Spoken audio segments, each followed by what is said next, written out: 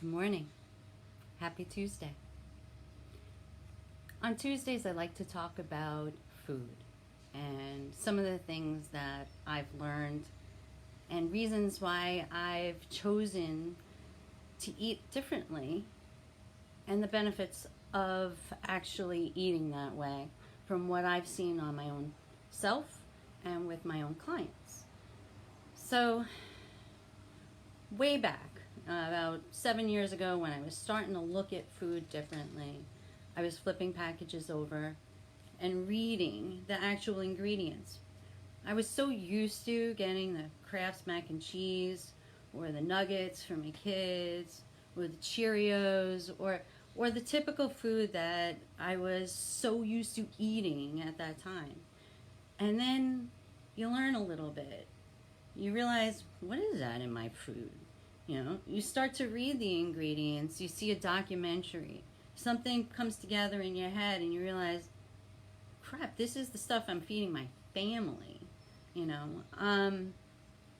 So it's important to me, you know, along with the fasting and very recently or more recently in the past year with going plant-based, I think that's a game changer. But eating clean was like the basis of everything. You know, it opened my eyes to the idea of not dieting, of actually just changing my favorites, basically. You know, people ask me like, oh, you know, you can eat this or you could eat that. Yeah, it's not necessarily, you know, the dried fruit. It's the sugar on the dried fruit, you know. It's the processed food, you know, that we're eating. So, you know, if you look at our food in the United States, a lot of our food is banned around the world. There's a reason for that. We have too many fillers, too many chemicals, GMOs, that some people don't even know what that means in our country.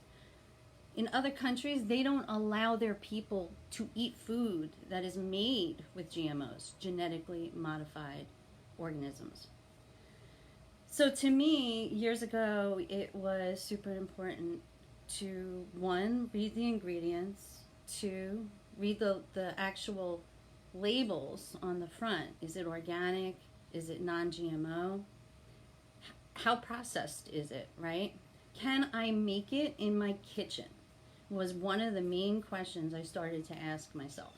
And actually, you know, read about. And it makes sense, right? You know, we've had a party recently here. Most of us probably have something like this in our home. And if you look at that, right, those are ingredients to what you're eating.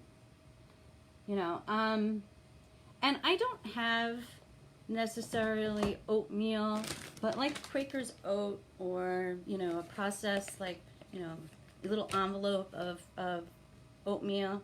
If you ever look at the back of it, right, there's like same thing. It almost looks like this. It basically looks like that. It's all the same crap, but with oats being the first word in there. You know, the ingredients includes oats. And it's non-GMO. It's not necessarily organic. But I was thinking about it. You know, I have new clients that start with me, and one of the first things we always seem to like touch upon is oatmeal. And when your oatmeal looks like this, that's not oatmeal. You know, this is oatmeal. And then you add your own ingredients. Maybe nuts. That's 2 ingredients. I like peaches, right? Okay, that's 3 ingredients. Instead of water, which would be 4, I like coconut milk in it. It's 5. You know, cinnamon, 6.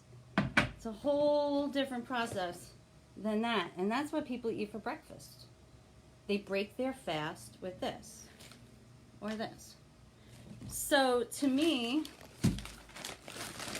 there's a few things I ask myself, like I said. Can I make it in the kitchen? Am I just being a little lazy? Is it easier to just get it? Sometimes, like, you know, packaged rices with spices in it.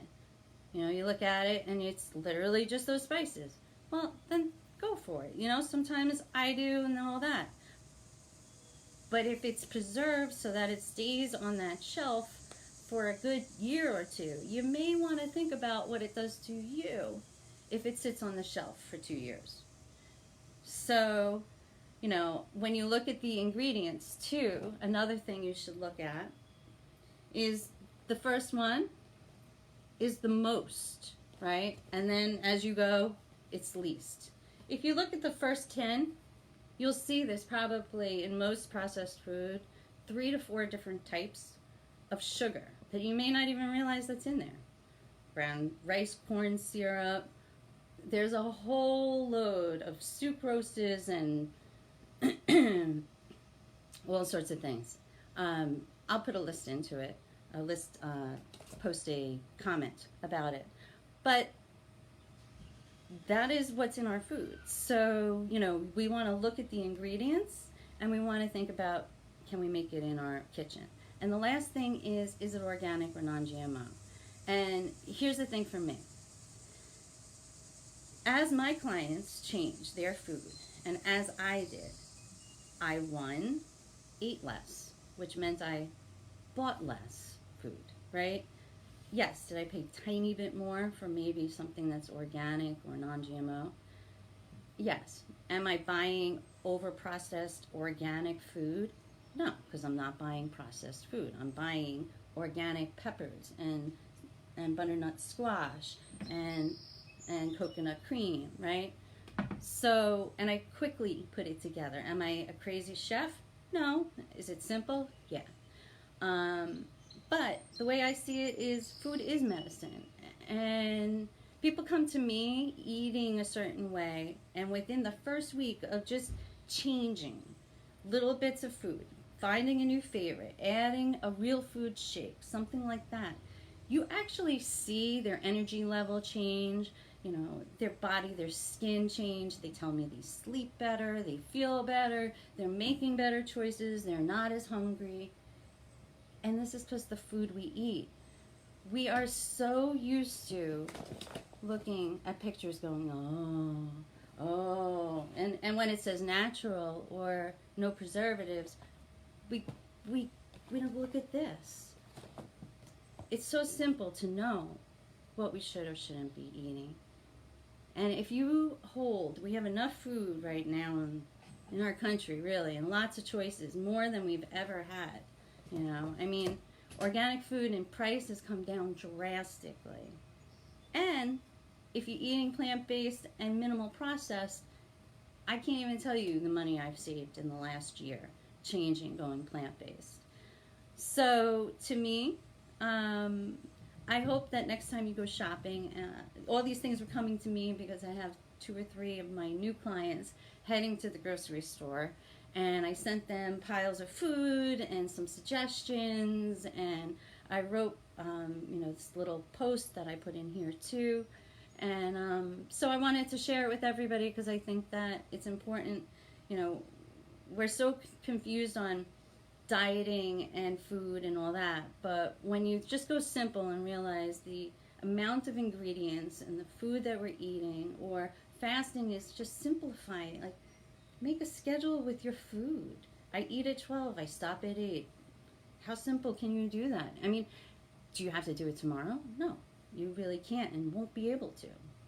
But I didn't. I did it, you know, 1 week, 2 weeks, put it together, snowballs all together, you know.